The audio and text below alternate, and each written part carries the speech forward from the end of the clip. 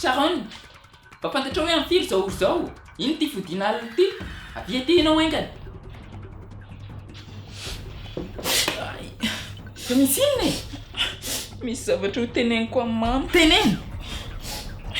Tsy vierge intsony aho. Andriamanitra, zaza vao firy taona eo anao Sharon dia fa zany sady mamaika anao 14 ans ange ianao e. Izy nandavaka anao engany. Jonathan. Ary amin'ny sisiny ary, zaza tsy fanina. Mama. Tsy anao tsy. Taovy koa manaraka. Brian mivoaka engany.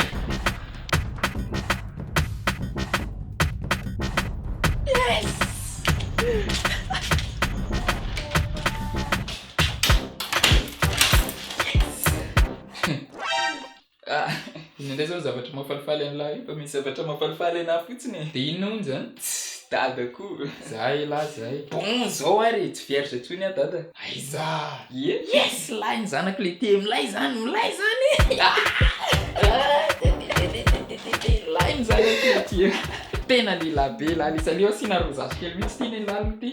Sady lahy koa efa ampitoana raha teo. Tsotra dada. Dia nanahoana hono izy tao? Milaika.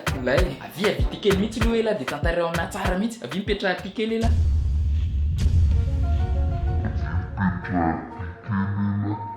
Ka mbola tsy afaka mipetraka? Fa ahoana? Ka mbola marary le izy.